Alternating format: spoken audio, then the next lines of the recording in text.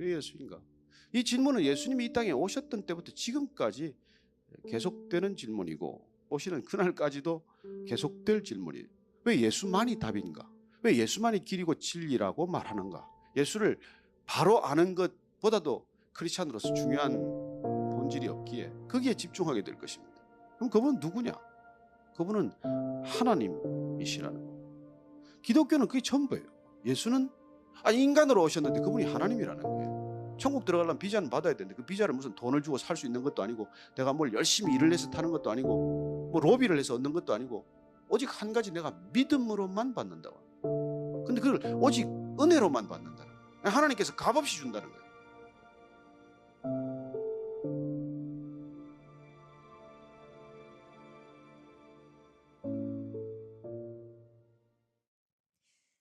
하나님 아버지, 참 귀한 시간들을 내셨습니다. 어려운 시간입니다. 세상은 점점 팍팍하고 사는 것이 힘들어지고 있습니다.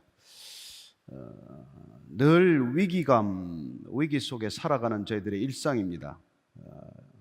왜 예수님에 관한 얘기를 들어야 하는지, 또 예수님은 누구신지, 또 예수님을 만나서 우리의 인생은 어떻게 바뀐다는 것인지 이틀간의 시간 동안 예수를 알게 하시고 예수를 내 인생의 동반자, 친구로 만날 수 있도록 주님께서 친히 이 자리에 함께 하셔서 각 사람의 마음 문을 열어주시고 또 마음 가운데 지극한 평강을 허락하여 주옵소서. 예수님 이름으로 기도합니다. 아멘. 저는 원래 불교 신자였어요. 47살 때까지 불교에 심취했던 사람입니다. 사실은 뭐 주기도문보다도 반야바라밀다심경 이런 게 훨씬 편한 사람이었어요. 지금도 반야바라밀다심경을 아직 기억하고 있습니다. 관자재 보살 행심반야바라밀다시 조견오옹 더고액 그리고 색적시곡 공적시색 이 정도 깨달으면은 여러분 인생에 뭐 별로 어려운 거 없습니다. 불교에도 깊은 성찰이 있고 깨달음이 있어요. 근데 뭐 때문에 제가 기독교로 개종을 했는지 말씀을 좀 먼저 드리겠습니다. 저는 원래 25년간 기자 생활을 했어요. 78년도에 MBC에 들어갔습니다. 1978년이 어떤 해인지 잘 아실 것입니다. 그 다음 해에 11.6이라고 하는 박 대통령 시해 사건이 일어나게 됩니다. 그죠? 현직 대통령이 중앙정보국장 김재규 부장에 의해서 총으로 살해되는 사건이죠. 그 다음에 80년도는 또 어떤 사건입니까? 12.6 사건 이후에 12.12 또 이 전두환 보안사령관 당시 그분이 정권을 장악하게 되고 80년도 나라의 격동기, 격변기로 들어가게 됩니다. 그 현장, 역사적인 현장에 다 있었습니다. 서울 시내 정말 그 10만 명 이상, 수십만 명이 모여서 시위를 할 때도 그 현장에 있었고 버스로 밀어서 전경이 죽을 때도 그 현장에 있었고 전국의 104개 대학교 학생들이 이화여대에 모여서 전국 대학교 총휴업 시위를 결정할 때도 그 현장에 있었고 그리고 또 그 이어서 일어난 사북 사태 때 사북의 탄광에서 큰 또 이 쟁의가 있었습니다. 그때도 사람이 죽었죠. 그 현장에도 득달같이 달려갔고 드디어 광주 민주항쟁이라고 부르는 사건 현장에도 가서 취재를 했었습니다. 그 역사의 격동, 어려운 시간을 겪으면서 도대체 나라는 어디로 가는 건가 그런 생각, 고민을 많이 했던 때였어요. 왜 사회 정의는 이렇게 어려운 건가? 왜 인간이 사는 세상에 갈등은 이토록 그렇게 많은가? 그러다가 12월 달에 제가 극적인 사건을 경험하게 됩니다. 그 나라의 그 어수선하고 그 어렵고 진짜 피가 튀고 사람이 죽어가는 그 많은 현장을 다니다가 남빙양 출장을 명령을 받았어요. 석 달간 배를 타고 남극을 갔다 오는 겁니다. 부산에서 출항하는 배를 좀 덜 타기 위해서 싱가포르에 가서 그 배를 얻어 타고 싱가포르, 인도네시아 섬 사이 그 순다 해협이라는 것들 건너가지고 대권황해 그 일단 항로가 없어요. 남극까지 그냥 직선을 걷고 내려가는 그런 항로를 통해서 남극에 가는 여정이었습니다. 다녀오는 거였어요. 그 남극 여행을 하면서 어떤 기분이었겠습니까? 배만 석 달 타는데 육지에서 인간이 이렇게 복잡하게 살아가는데 말이죠. 그 넓은 바다에 배 한 척 보이지도 않아요. 그 망망대해에 말이죠. 2,700톤급 어선 하나 타고 남빙양으로 들어가기 위해서는 인도양 바다 전체를 건너가야 합니다. 항해 교과서에서는 보통 보면은 남이 40도 선을 갖다가 포효하는 40도라고 말해요. 파도가 일기 시작을 합니다. 사자가 부르짖듯이 그렇게 포효한다고 해서 Roaring Forties라는 게 항해 교과서에 있어요. 남이 50도로 내려가면 바람이 점점 강해집니다. Screeching 50s라고 말합니다. 배가 삐걱거려서 배가 부서지는 것과 같은 것을 경험하는 것이죠. 태풍을 2번 만났습니다. 사흘 동안 교신이 끊어졌어요.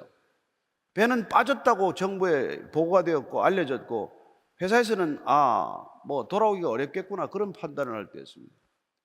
마침 사흘 만에 배가 무사히 그 태풍 속에 견디고 살아남았어요. 근데 여러분들 뭐 잘 아시다시피 그 남빙양의 어려운 까닭은 50도 이하로 내려가면은 그 빙산이 큰 대륙만한 빙산의 크기가 12km, 제가 물에 큰 거는 20km까지 봤는데 그런 빙산이 내려오다가 조금씩 그 물에 녹기 시작을 해서 쪼개지기 시작을 합니다. 그러나 쪼개져도 여전히 얼음 덩어리는 큰 산과 같은 것이죠. 그래서 뭐 타이타닉 같은 배도 부서지지 않았습니까? 그런 배를 그런 얼음을 피해야 된다는 거죠. 태풍 속에서. 태풍 속을 만나면은 여러분 뭐 바람이 그냥 배가 선미가 바닷속에 절반쯤 들어갔다가 다시 또 올랐다가 절반쯤 들어갔다가 또 올랐다가 선원 77명 가운데 한 70여 명은 전부 쓰러져서 일어나지도 못해요. 다행히 저는 멀미를 하지 않았습니다. 그래서 몇 명 살아남은 사람 중에 한 사람이었어요. 그 망망대해에서 오로지 자연 가운데 그 바다의 힘, 바람이라고 하는 태풍의 힘, 거기에 인간이라는 건 뭐 먼지만도 정말 못한 것이고 배는 나뭇잎만큼도 못한 그런 상황에서 석 달간을 있다가 돌아왔어요. 그렇게 제가 석 달 동안 배를 타고 돌아온 경험은 저한테 굉장히 중요한 경험이 됐어요. 인간은 뭐 때문에 사는 건가? 거기서 만난 선원들은 땅에 올라오면 땅 멀미를 해요. 바다에서는 멀미를 하지 않는데 육지에 타면 육지로 올라오면 흔들리던 것이 갑자기 안 흔들리니까 이게 멀미를 하는 그런 이상한 일도 경험을 하게 돼요. 그때 저는 다시 한번 사춘기 때 고민했던 것, 도대체 인생이란 뭔가? 인간은 왜 사나? 궁극적인 목적이 뭔가? 무엇 때문에 그렇게 싸우고 무엇 때문에 그렇게 치열하게 살아가야 하는 건가? 그리고 궁극적으로 우리는 사후의 세계가 있는가? 죽으면 도대체 어디로 간다는 건가? 이런 피하지 못할 질문들을 끊임없이 생각하는 그런 시간들을 정말 바다 한가운데서 다시 한번 생각하게 된 것이죠. 그리고 돌아와서는 또 일상 가운데로 또 돌아오게 됩니다. 그리고 언론 생활이 얼마나 바빴든지 25년 동안 17년 동안은 휴가를 자진해서 반납했어요. 휴가 가지 않았습니다. 남들 휴가 가는 거 다 가고 어떻게 남들보다 한 발자국 앞서가겠어요. 누가 휴가 가지 말라는 것도 아니지만 어쨌든 휴가를 반납하고, 그래서 남들보다도 조금 한 발자국 앞서가고 치열하게 정말 잠자지 않고 죽도록 일해가지고 남보다 한 발 앞서가는 것, 그게 인생의 마치 목적인 것처럼 또 살기 시작을 하고, 그래서 남들이 출입하지 않는 청와대 새 정권에 출입을 하고 워싱턴 특파원을 갔다 오고 부장을 5개 하고 그런 커리어를 쌓는 것에 내 인생 전부를 던지다시피 했기 때문에 가정은 그냥 장식품이에요. 애들이 크는지 안 크는지, 아픈지 안 아픈지, 무슨 고민이 있는지 돌아볼 겨를 없이 살았던 그런 시간이었습니다. 어쩌면 이 자리에 제 나이쯤 되는 분들이라든지 또 나이가 한 60 이상 되시는 분들은 그런 사회를 그런 세상을 누구나 함께 살았을 것입니다. 어떤 직업을 가졌건 어떤 삶의 여정을 걸었건 정말 하루도 편한 날이 없었어요. 그 당시 한국 언론에 늘 시작할 때 올해가 위기다로 시작을 해요. 맨날 시작할 때마다 올해가 위기다, 올해가 고비다, 올해가 어느 때보다도 위기다. 지난 30년, 40년간 계속된 새해 뉴스예요, 새해 뉴스. 그 다음에 연말이 되면 뭐라 그럽니까? 다사다난했던 한 해다. 맨날 다사다난했대. 일이 많고 어려움이 많았다는 거예요. 뭐 그런 게 늘 반복되는 그런 우리의 삶이었습니다. 뭐 그런 바쁜 일상 가운데서 저는 뭐 제 가정을 돌아볼 겨를이 없었어요. 뭐 새벽에 나갔다가 새벽에 들어오는 그런 시간들이 많았습니다. 하루는 제 어머님이 저를 부르시더니 그래요. 너 요새 독립운동하러 다니냐? 무슨 대단한 일을 한다고 집을 그렇게 함부로 이렇게 소홀히 하고 다니느냐, 이제 그런 얘기죠. 그러나 어쨌든 저희들 세대들은 그렇게 살았기 때문에 한국이 여기까지 왔다고 믿는 사람이에요. 어떤 직업을 가졌건 어느 분야에서 일했건 정말 목숨을 걸고 일했고, 그게 뭐 돈을 버는 일이건 공직 생활이건 아이들을 가르치는 교육자건 무슨 뭐 학교 교수가 되었건 의사가 되었건 저 같은 언론인 생활을 했건 다 그런 치열한 삶을 살았어요. 그러나 지금은 어떻습니까? 그렇지 않죠. 전혀 분위기가 달라졌습니다. 그러나 분위기가 아무리 달라져도 우리의 궁극적인 질문은 바뀌지 않는다는 거예요. 어떻게 살아야 되나? 뭘 하고 살아야 되나? 삶의 궁극적인 목적은 무엇인가 하는 것입니다. 그 질문이 우리가 묻지 않게 되면은 뭐 육신으로 사는 동안 사는 거 열심히 살다가 죽으면 끝이라고 생각을 하겠죠. 그 말대로 죽으면 끝이다 라면 뭐 여러분한테 제가 이런 말씀을 가지는 시간도 필요 없습니다. 이렇게 복잡하게 살고 어렵게 살고 힘들게 사는데 죽으면 끝이다. 그러면 이렇게 어렵게 사는 이유는 뭐가 있고 이렇게 힘들게 살 이유는 뭐가 있겠어요? 그래서 요즘 젊은 사람들 고민 잘 안 합니다. 복잡하게 생각하지 않습니다. 그러나 어떻습니까? 우리가 늘 젊은 것도 아니고 때가 되면은 우리는 반드시 그 질문 앞에 마주 서게 되는 것이죠. 과연 어떻게 사나? 그런 질문을 우리는 기본적으로 종교심에서 출발하는 질문이라고 정의하는 것이죠. 누구나 다 종교적입니다. 무교도 종교의 한 형태죠. 신이 없다고 하는 것도 무신론이라고 하는 것 자체가 신이 없다는 믿음에서 비롯된 것인 이상 하나의 종교에 불과한 것입니다. 과학도 어떤 의미에서는 종교예요. 모든 과학이 모든 문제를 해결해 줄 수 있다고 믿는 믿음이라면 그 믿음이 하나의 종교적 역할을, 종교적 기능을 다하고 있는 것이죠. 여러분은 이 자리에 어떤 종교를 가지고 오셨는지 모르겠습니다. 많은 종교가 있을 수 있죠. 그러나 말씀드린 대로 난 무신론자라고 하더라도 신은 없다, 이 세상 죽으면 끝이다, 그냥 하고 싶은 대로 하고 욕망대로 살다가 하면 되는 것이다 라고 생각할지라도 그런 생각 자체, 그런 생각의 틀, 그런 생각의 관점 자체가 하나의 본인의 편견이 되었건 사사로운 견해가 되었건 그것도 나름대로의 자기 믿음, 자기 확신, 자기 주장이라고 하는 것이죠. 저는 말씀드렸다시피 47살 때까지 불교 신자였기 때문에 윤회론을 믿었고 그리고 정말 보이는 세계와 보이지 않는 세계가 둘이 아니라 하나다, 또 이런 믿음을 가졌고 그렇게 살았습니다. 그러나 저 한 가지 인생에 참 묘한 게 제가 아내를 만난, 결혼한 제 아내가 예수를 믿는 사람이었어요. 근데 이제 저희 집에서 절대 못 나가게 했죠.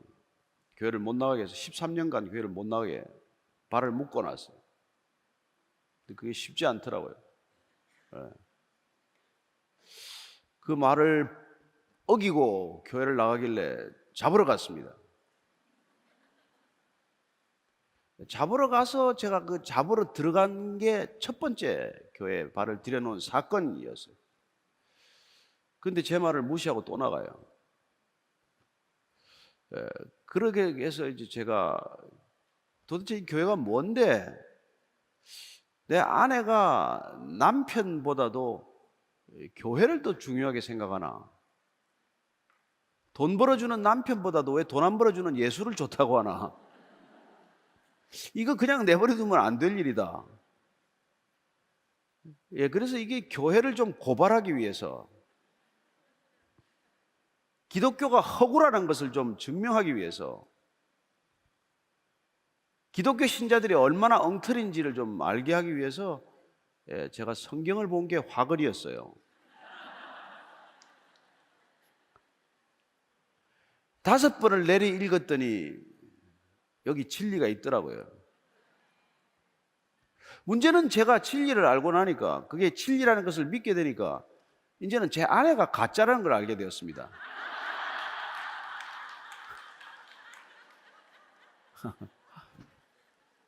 아, 성경에서 말하는 바리새인이 이 사람이구나.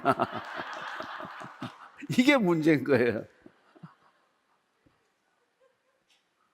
어떻게 해야 이 3대째 기독교인이라고 철저히 믿는 이 사람을 정말 예수가 누군지를 좀 알게 할 건가?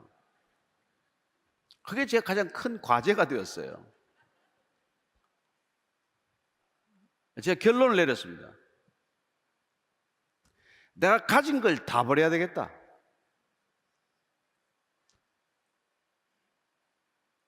이 사람은 교회를 열심히 다니지만 모든 걸 저한테 의지했어요.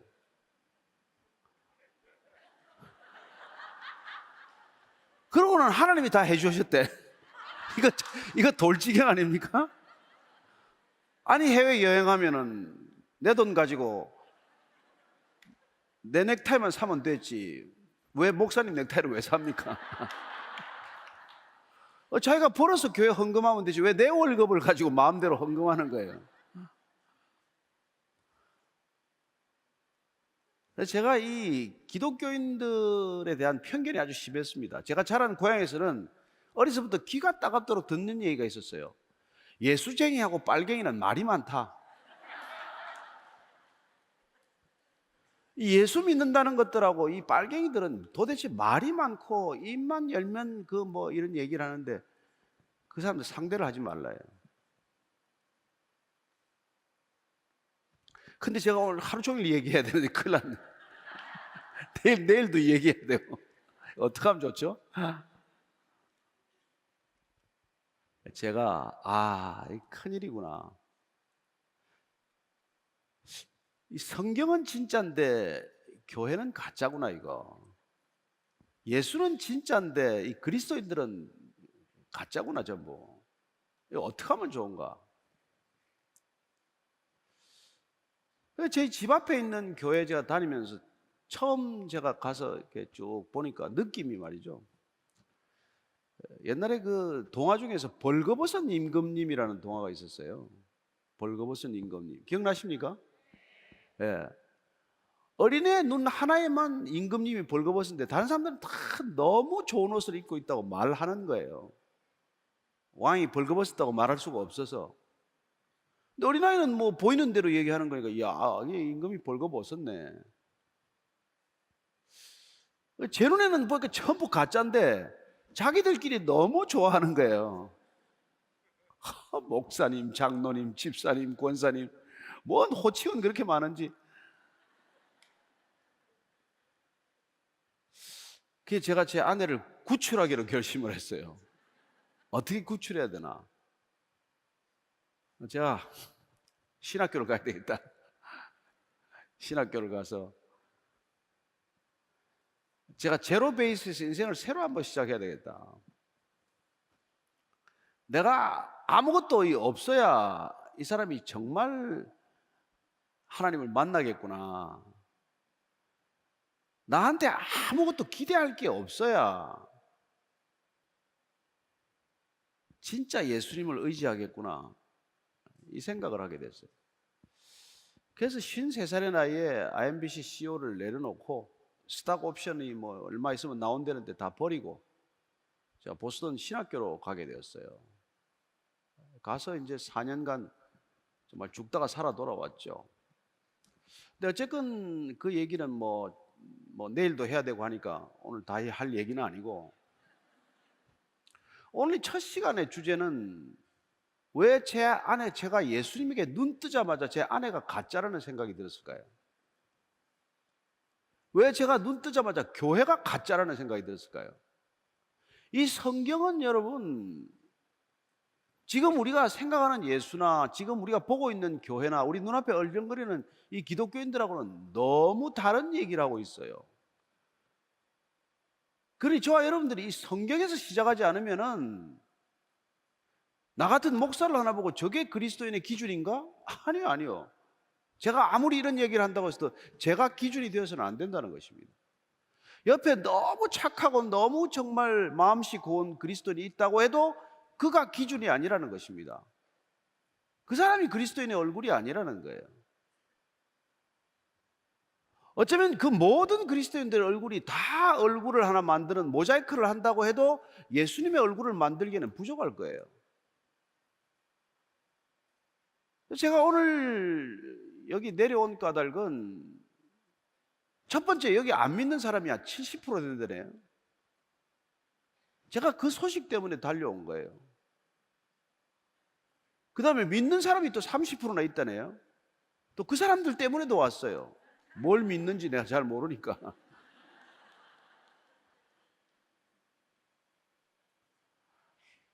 여러분, 하나님은 종교가 아닙니다. 예수님은 종교가 아니에요. 예수님은 종교를 없애러 오신 분입니다.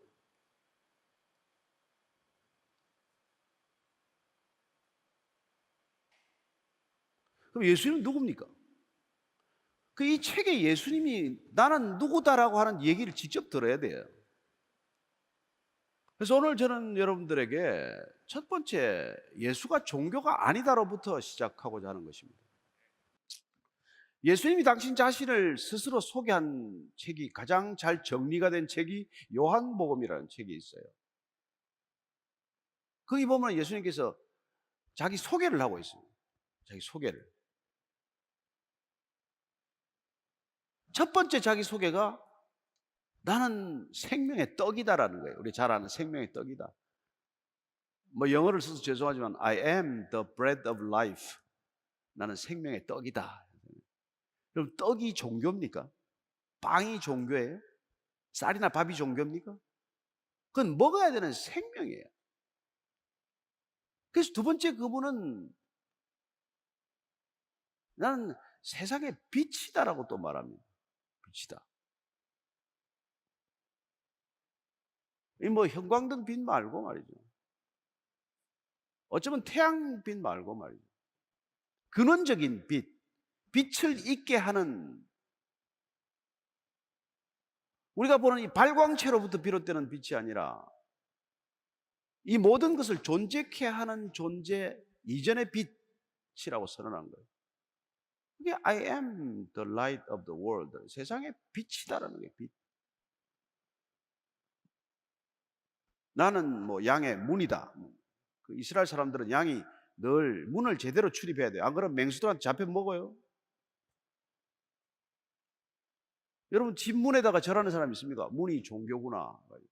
들어갈 때 절하고 나갈 때 절하고 이러지 않잖아요. 문은 그냥 출입하면 되는 거죠. 출입하면 되는. 나는 선한 목자다라고 그래요. 선한 목자. 왜냐하면 그 이스라엘은 양떼를 돌보는 게 목자입니다. 그죠? 양떼. 양떼가 너무 고약스러워요. 세상에 제일 무능하고 무기력한 동물이 양입니다. 양은 혼자서 넘어지면 못 일어납니다. 배가 둘러가지고. 목자가 이렇게 세워져 일어나요. 지독한 근시예요. 방향을 분간 못합니다. 가다가 앞에 한 마리가 절벽으로 떨어지면 뒤에 줄줄이 따라서 다 떨어져 죽어요. 인간이 그런 양떼나 마찬가지라는 거예요. 성질은 얼마나 못됐는지 추울 때는 뚝뚝 떨어져서 더 춥게 만들고 더우면 붙어요. 냄새 지독합니다. 목동 아무도 안 하려는 직업이에요. 근데 그런 양떼 같은 인간에게 그분은 다가오신 거란 말이에요.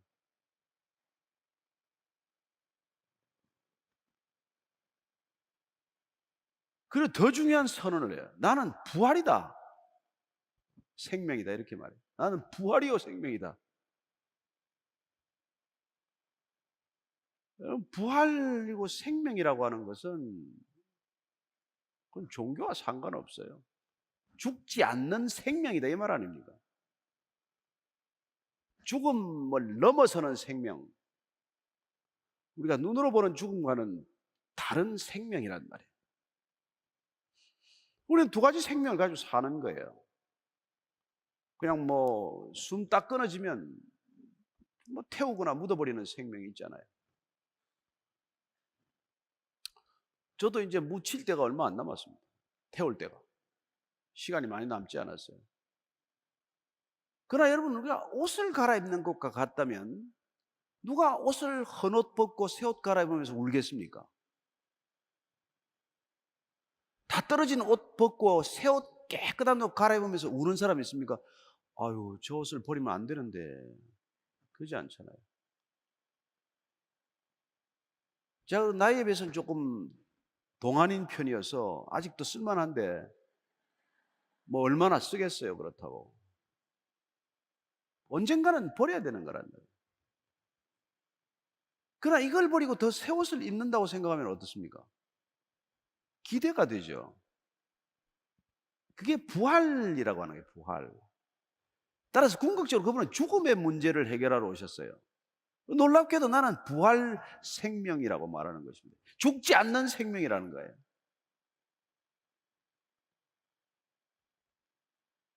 그래서 여러분, 성경에서 가장 위대한 한 절 뽑으라 그러면은 되게 요한복음 3장 16절을 암송을 합니다. 하나님이 세상을 이처럼 사랑하사 독생자 예수를 주셨으니 이는 저를 믿는 자마다 죽지 않고 멸망하지 않고 영생, eternal life, 죽지 않는 생명을 주시고자 합니다. 예수 왜 믿는다고요? 왜 그리스도라고 우리가 부른다고요? 그 죽지 않는 생명 하나 때문에 우리가 그걸 믿는 거예요. 조금 더 잘 살고 건강하게 살고 이런 거하고 관계없어요. 아니, 죽음에 대한 두려움이 없어지고 나니까 마음이 너무 평안해가지고 얼굴이 확 피고 뭐 병도 다 낫고 이런 기적들이 있어요. 많이 있습니다. 그러나 그런 기적이 중요하지 않아요. 그래서 그분은 나는 길이요, 진리요, 생명이라고 말합니다. I am the way, the truth, the life. 얼마나 힘 있는 선언인지 몰라요. 나는 길이요, 진리요, 생명이다라고 말합니다. 어느 것도 종교적 언어가 아니에요. 종교가 문제를 해결했으면 예수님이 이 땅에 오실 필요가 없습니다. 종교는 인간의 문제를 본질적으로 해결하지 못했습니다. 왜요? 전부 종교의 패러다임은 여러분들이 뭔가를 쌓아야 되기 때문에 그래요. 뭔가 해야 되기 때문에. 모든 종교는 행위 종교예요. 행위 종교. 모든 종교는 적선 종교예요. 적선 종교. 모든 종교는 치성 종교예요. 치성을 다 해야 돼. 그걸 저는 마일리지 종교라고 이름 붙입니다. 마일리지를 쌓아야 돼. 어떻게든지 마일리지를 쌓아야 돼. 그래야 이코노미에서 비즈니스 클래스로 업그레이드가 되고 비즈니스에서 더 많이 쌓이면은 퍼스트 클래스로 업그레이드 되는 거죠. 여러분들이 뭔가 더 해가지고 뭔가 선행을 더 쌓아가지고 선을 더 많이 쌓아서 어떤 목적지에 이를 수 있다고 한다면 그 객관적인 자료가 어디 있습니까? 얼마나 쌓아야 되는데 누가 그걸 정합니까? 예를 들어서 뭐 10억 원어치 선행을 쌓으면은 이코노미 탈 수 있다.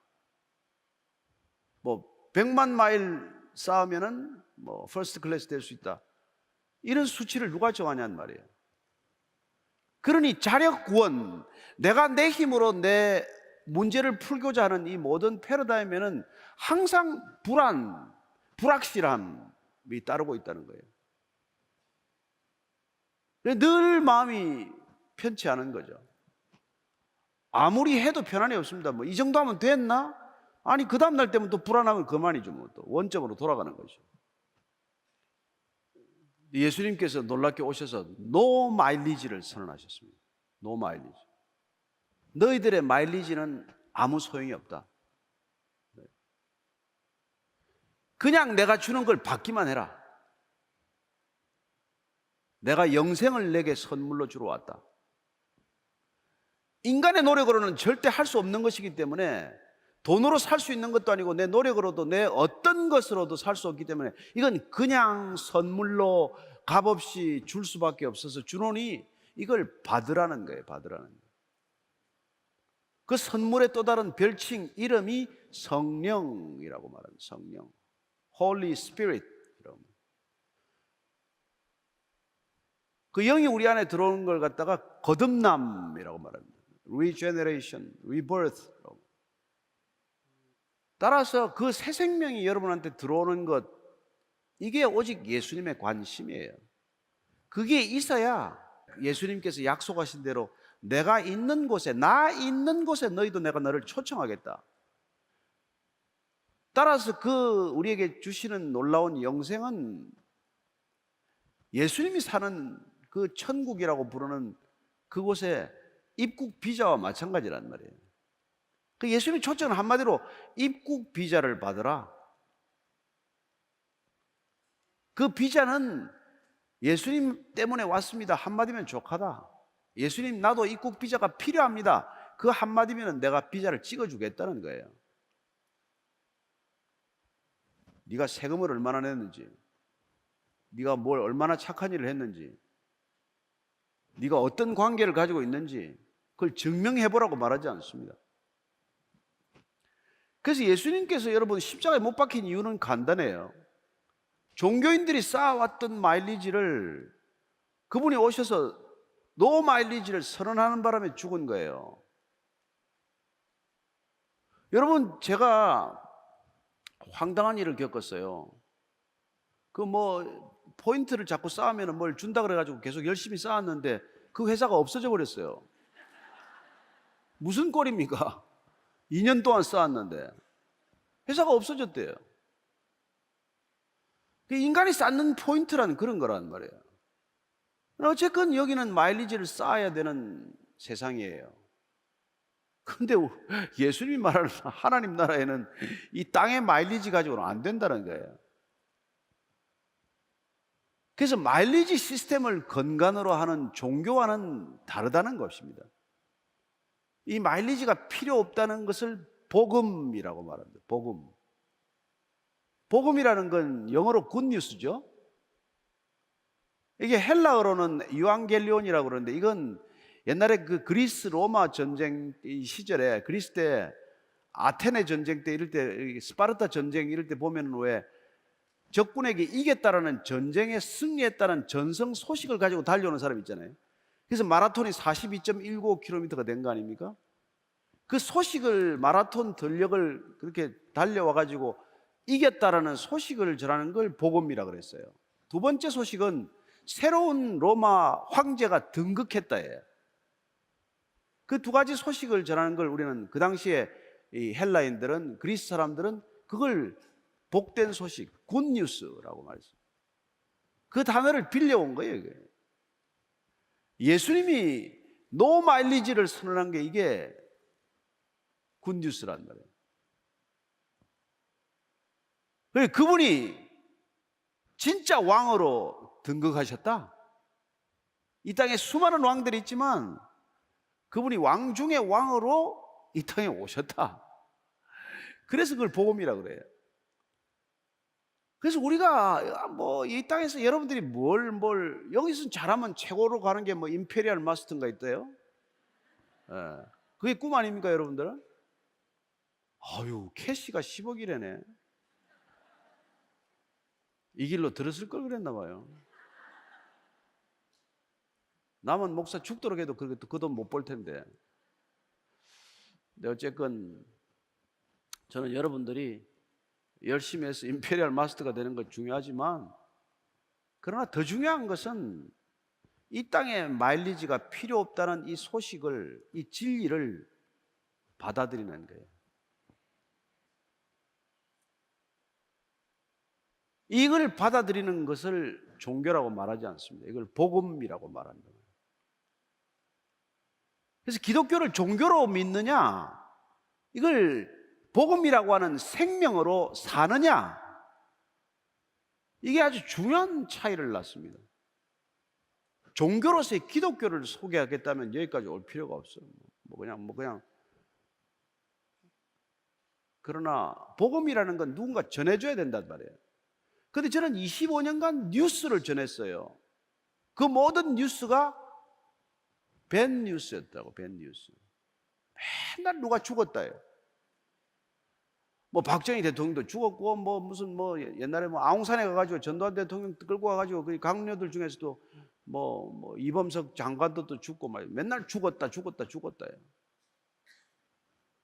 그리고 좋은 소식은 뉴스가 안 됩니다. 개가 사람을 물면 뉴스가 안 되고, 그건 흔한 일이니까. 근데 여러분 중에 누가 개를 물면 뉴스가 되죠.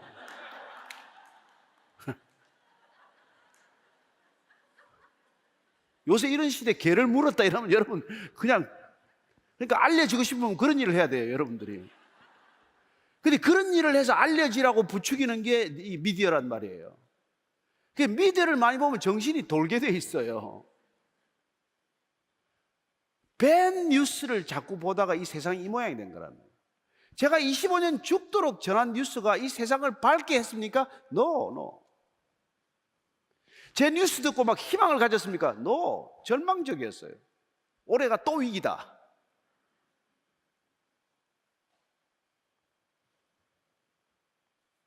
그런데 여러분, 이 굿뉴스, 복음을 들으면 사람 이상하게 얼굴에 죽은 색깔이 바뀝니다.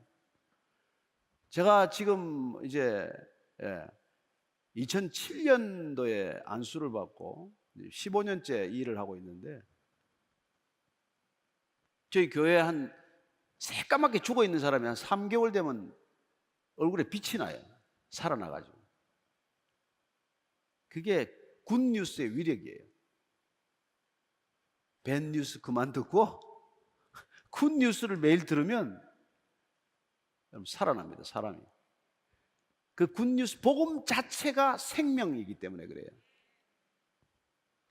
저는 여러분들이 그 생명을 오늘 받게 되기를 바랍니다. 여러분, 생명이 얼마나 중요해요. 이 생명의 가치보다 더 큰 가치가 어디 있습니까? 저는 너무 슬퍼요, 진짜 이 자본주의가. 우리 다 자본주의에 살잖아요. 자본주의가 지금 궁극적으로 이 생태계나 환경을 얼마나 파괴시켜 놨습니까? 돈 몇 푼 때문에 인간은 이 환경이나 자연을 파괴하는 것, 이 우주에서 이토록 아름다운 지구라고 하는 별을 살 수 없는 이 땅으로 만들고 있잖아요. 이 아름다운 지구를 떠나서 화성에 물 하나 없는데, 별로 없는데 거기 왜 가겠다는 거예요, 일론 머스크는. 여러분, 거기 가겠다는 돈 여기 들면은 환경을 바꿀 수 있어요. 인간이 사람을 죽이겠다고 만드는 무기가 1년에 지급되는 국방비가, 국방 예산이 전 세계적으로 20조 달러예요. 20조 달러. 그 돈이면은 이 세상을 완전히 통째로 바꿀 수 있는 돈입니다. 근데 인간은 그걸 못해요. 어떤 정부도 못합니다. 왜요? 밴 뉴스에 찌들어 있기 때문에. 언제 쳐들어올지 몰라. 우리도 무장해야 돼. 우리도 핵을 만들어야 돼. 다 그런 뉴스죠. 저는 이 종교야말로 해악 중의 해악입니다. 그래서 스탈린이나 이런 사람이 그렇게 말하는 거예요. 종교는 아편이다. 종교는 아편이다. 종교는 마약이다.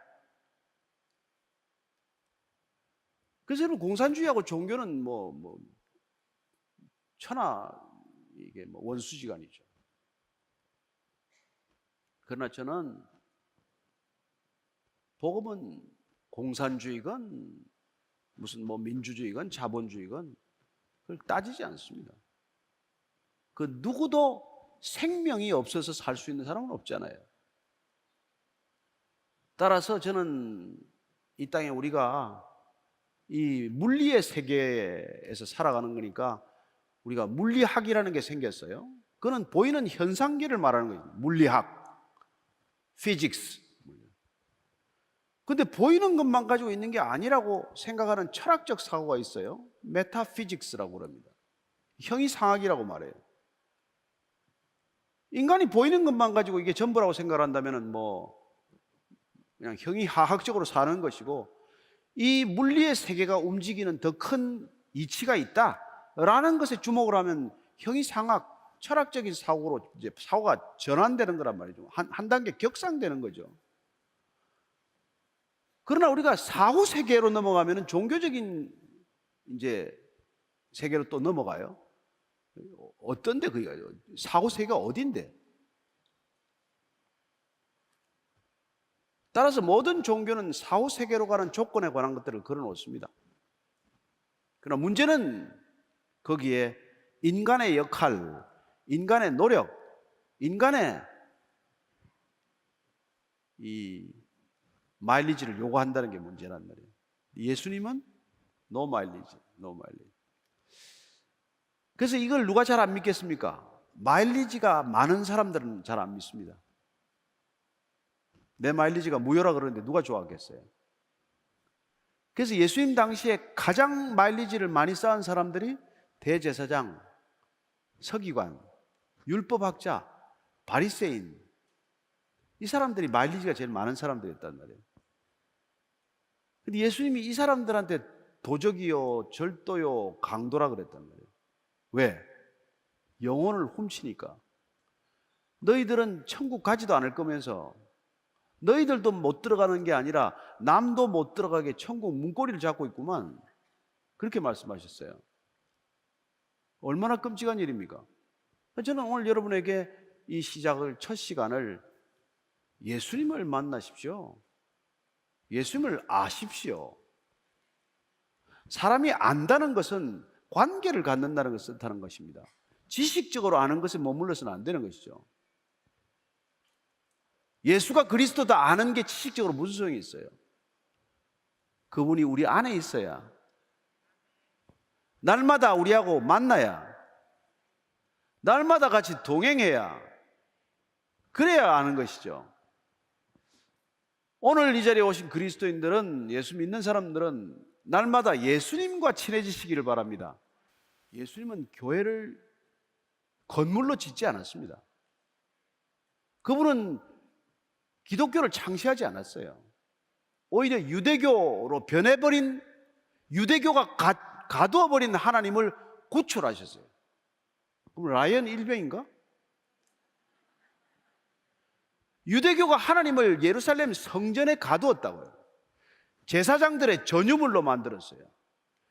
제사라는 형식 속에 가두어버렸어요. 예수님이 그걸 다 파괴하십니다. 종교적 요소를, 첫째 성전을 다 무너뜨리셨어요. 제사의식을 다 폐지하셨어요. 그리고는 재물을 더 이상 가져오지 말라고 하십니다. 쉽게 말하면 헌금 가져오지 말라고 하시는 분이에요. 그분 자신을 헌금으로 드렸습니다. 예수님 당신 자신이 십자가에서 제물이 되셨습니다. 자기 자신을 제물로 드림으로 더 이상의 제사는 필요 없다고 선언하셨습니다. 따라서 그분은 종교의 3대 요소, 성전, 제사장, 제사, 세 가지를 다 폐지하신 분입니다. 그분이 교주입니까? 그분은 우리의 아버지요. 그래서 예수님은 하나님을 아빠라고 부르라고 하십니다. 아빠. 아빠는 종교가 아니에요. 여러분 아빠가 종교입니까? 있겠죠. 교주가 있을 수 있죠. 따라서 주님께서는 이 땅에 나는 길이요 진리요 생명이라고 선언하시더니 이 진리가 너희를 자유케 하리라고 선언하셨습니다. 그분은 우리를 자유롭게 하기 위해서 오셨습니다. 여러분 세상에 뭘 해보니까 자유스럽습니까? 자유에 대한 얘기를 내일 하겠지만은 종교는 여러분을 자유롭게 하지 않습니다. 어떤 종교도 여러분들에게 더 많은 짐을 지울 것입니다. 더 많은 걸 요구할 것입니다. 더 많은 마일리지를 쌓으라고 할 것입니다. 예수님은 요구하지 않습니다. 수고하고 무거운 짐을 지었으면 다 오면은 내려놓으라고 말하십니다. 저는 그분 때문에 대박났습니다. 편해졌습니다. 쉬워졌습니다. 걱정이 없어졌어요. 두려움이 사라졌습니다. 생명으로 차고 넘칩니다. 그런 생명 현상을 경험하게 하신 그분이 바로 예수님이라는 것입니다. 따라서 그분은 종교 이상이기 때문에 저는 예수님이야말로 메타 릴리전이라고 부릅니다. 메타 피직스가 있듯이 메타 릴리전이라고 하는 것을 말씀드리고자 하는 것이죠. 그분은 종교 이상입니다. 그분은 종교로부터 우리를 해방시키는 분이십니다. 또한 그분은 노 마일리지를 선언하십니다. 여러분의 어떤 마일리지도 구원을 얻는 데 합당한 마일리지는 없습니다. 구원을 받았기 때문에 기쁨으로 마일리지를 쌓을 수는 있습니다. 그러나 더 쌓는다고 구원이 더 새로워지는 것은 아닙니다. 그 받은 구원, 그 받은 생명, 그 받은 성령, 그 받은 은혜, 그 받은 놀라운 믿음이 너무 감사하고 기뻐서 그냥 날마다 기쁘게 살아가는 것이죠. 어떻습니까? 종교라고 생각하십니까? 아닙니다. 예수님은 종교가 아닙니다. 따라서 종교 통합 운동에 예수님이 끼일 이유는 없습니다. 종교는 통합하자는 얘기는 우리가 마일리지를 교환하는 시스템을 만들자. 그래서 불교에서 쌓은 마일리지나 무슬림이 쌓은 마일리지나 심지어 무슨 다른 정령 사상과 같은 그 어떤 토속 종교라고 하더라도 어떤 종교건 종교에서 쌓은 마일리지를 우리가 통합해서 서로 교환해서 쓰면 얼마나 좋냐. A 백화점에서 마일리지 쌓은 거 가지고 B 백화점에 가서 나눠 쓰고 그렇게 쓰면 좋겠죠. 그러나 예수님께는 안 통하는 얘기입니다. 그분은 종교가 서로 통합해서 종교가 서로 마일리지를 서로 공유하자고 하는데 아마 눈길 한번 안 주실 분일 거예요. 다만 그분은 내게로 오라. 내가 너희를 쉬게 하리라. 초청하는 분입니다. 여러분이 그 초청에 응하시면은 주님께서는 아무것도 묻지 않으시고 여러분에게 놀라운 선물을 주실 줄로 믿으시기 바랍니다. 그 선물을 값없이 준다고 값 없다고 생각하지 마십시오. 값을 매길 수 없어서 값없이 주실 분입니다. 여러분 자식들한테 가장 귀한 사랑을 주면서 그 사랑을 주는 값을 매겨서 너는 크면은 1억 갚아라 그렇게 말하는 부모가 어디 있습니까?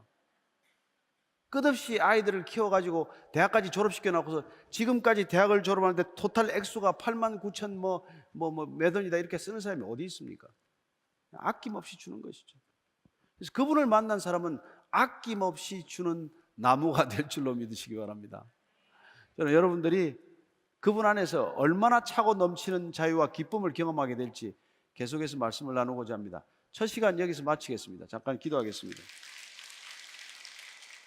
하나님 아버지, 왜 하나님을 아버지라고 부르라고 하셨는지 조금은 알 것 같습니다. 아버지라고 부를 때 우리는 마음속에 지극한 평강, 평안을 얻게 됩니다. 어쩌면 무서운 아버지, 매를 들고 늘 감시하고 때리는 아버지를 경험한 분도 계시겠지만 그러나 진실로 좋은 아버지라면 늘 우리를 품에 안아주시고 어떤 어려움이 있더라도 달려오기만 하면 그 품에 따뜻하게 안아주시고 등을 다독여 주시는 분이 아버지이신 줄로 믿습니다. 예수님께서 오셔서 그 아버지와 우리 사이에 막힌 담을 헐어버리시고 하나님을 아빠라고 부르세요. 그리고 나와 함께 내가 있는 곳에 같이 사십시다. 초청하셨으니 오늘 여기 있는 모든 분들이 그 초청에 기쁨으로 그 초청장, 초대장을 수락할 수 있게 하여 주옵소서. 예수님 이름으로 기도합니다. 아멘. 아멘.